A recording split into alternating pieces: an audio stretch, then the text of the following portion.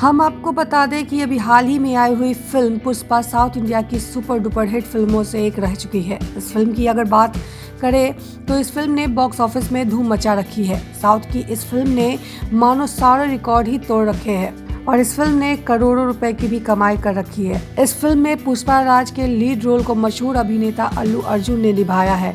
हम आपको बता दें फिल्म पुष्पा रत्न चंदन यानी लाल चंदन की लकड़ियों की तस्करी के ऊपर आधारित है। जिस तरह की इस लाल चंदन की लकड़ियों को इस फिल्म में कीमती रूप से दिखाया गया है, हकीकत में इस लाल चंदन की बात करें तो ये उससे भी कहीं ज़्यादा कीमती है।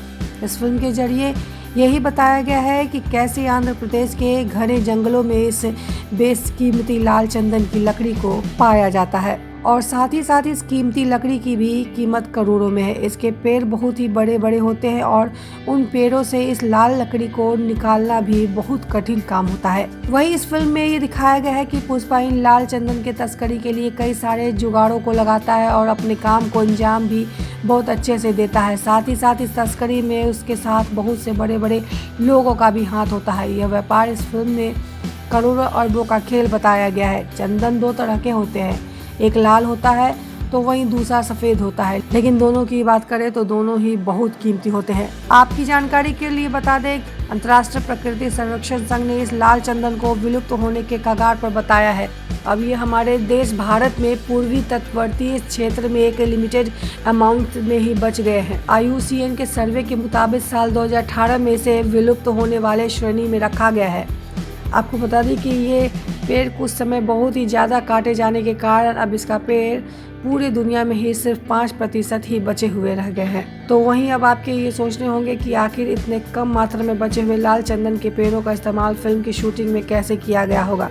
तो आपको बता दें हम कि फिल्म में इस लाल चंदन की तस्करी को दिखाने के लिए नकली लकड़ियों की ही सिर्फ इस्तेमाल किया गया है। तो वहीं 500 से लेकर 1500 तक लोगों ने इस फिल्म की शूटिंग जंगल में ही कुछ दिनों तक किया है। बता दें फोम और फाइबर का इस्तेमाल करके ही इस नकली लाल चंदन को बनाया गया था। आपकी जानकारी के लिए हम बता देते हैं कि तमिलनाडु आंध्र प्रदेश की सीमा पर ही बहुत बड़े पैमाने में से ही सब होता चला आया है।